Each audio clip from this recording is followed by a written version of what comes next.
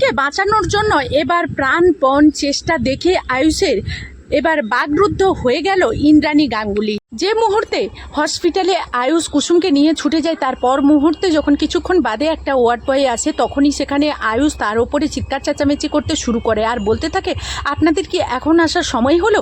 একজন ইমার্জেন্সি পেশেন্টকে নিয়ে এসেছি যার অবস্থা খুবই ক্রিটিক্যাল, সে বাঁচবে কিনা ও ঠিক নেই, এখন আপনারা এতক্ষণ বাদে এলেন, এটাই কি আপনাদের হসপিটালের রুল? এরই নামে কি হসপিটাল? এই কথা বলা মাত্রই তখনই সেখানে ডক্টর চলে আসে, আর ডক্টর আসা মাত্রই বলতে থাকে, সরি স্যার, আপনি এইভাবে চিৎকার চেঁচামেচি করবেন না, কারণ এই হসপিটালের মধ্যে আরও কিছু পেশেন্ট আছে যাদের চিকিৎসা এখন চলছে, আর তাদের চিকিৎসাটা ভীষণ জরুরি, সেটাও কিন্তু আপনার ভদ্রতার খাতিরে আপনাকে তাই চুপ করে থাকতে হবে। সেখানে আয়ুষ বলতে থাকে, ভদ্রতা রাখবো?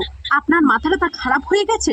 এই পেশেন্টটার যে জীবন ফিরবে কিনা আদৌ ঠিক নেই, আমি যে পেশেন্টটা নিয়ে এসেছি তার অবস্থা যে ক্রিটিক্যাল, সেই অবস্থায় আমি কিভাবে আমার নিজের ভদ্রতা রাখবো বলুন? তখনই কুসুমকে ডক্টররা অবজার্ভ করা মাত্রই তখনই বলতে থাকে, ও মাই গড, এই পেশেন্টের কী হয়েছিল? তখনই সেখানে আয়ুষ বলতে থাকে, প্রথমে ওই পেশেন্টকে বিষ দেওয়া হয়েছিল, তার পরবর্তীতে ওকে জলে ফেলে দেওয়া হয়েছিল। তখনই সেখানে ডক্টর বলতে থাকে, এই পেশেন্টের অবস্থা ভীষণই ক্রিটিক্যাল, ইমিডিয়েট ওনাকে অপারেশন করতে হবে, তাই আপনি যত শীঘ্রই সম্ভব কাগজপত্র রেডি করে ফেলুন। এই কথা বলা মাত্রই তখনই ডক্টর বলতে থাকে, আচ্ছা আমি কি জানতে পারি আপনি যে কাগজপত্র রেডি করবেন আপনি পেশেন্টের কে হন? এই কথা বলা মাত্রই তখনই আয়ুষ বলতে থাকে, আমি ওর জীবন সঙ্গী, আপনি বলতে পারেন ওর স্বামী হই। এই কথা বলা মাত্রই তখনই ইন্দ্রাণী গাঙ্গুলি বলতে থাকে, আয়ুষ তুমি মুখ সামলে কথা বলো, তুমি ওর হাজব্যান্ড হতে যাবে কি করে বলো? তখনই সেখানে ইন্দ্রাণী বলতে থাকে যে, ডক্টর আপনি কিছু মনে করবেন না, আসলে কুসুম আমাদের পরিবারের একজন সদস্য, শোভাকাঙ্ক্ষী। এই কথা বলা মাত্রই তখনই সেখানে আয়ুষ বলতে থাকে, মা আমি যদি এই মুহূর্তে কুসুমের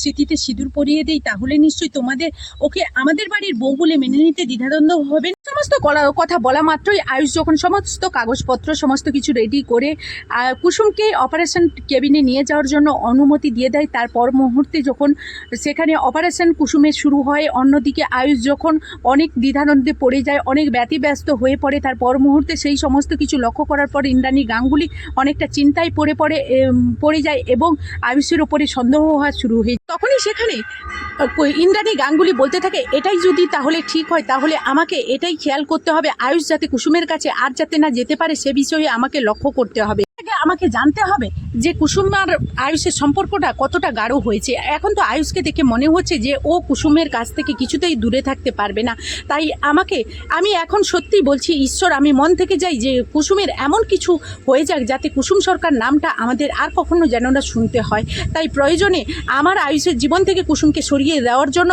দরকার পড়লে আমি কুসুমকে প্রাণেও মেরে দেবো। তো বন্ধুরা, এই ছিল কুসুম ধারাবাহিকের নতুন আপডেট, আবারও নেক্সট আপডেট নিয়ে আপনাদের সামনে হাজির হয়ে যাব। ততক্ষণ সবাই ভালো থাকুন।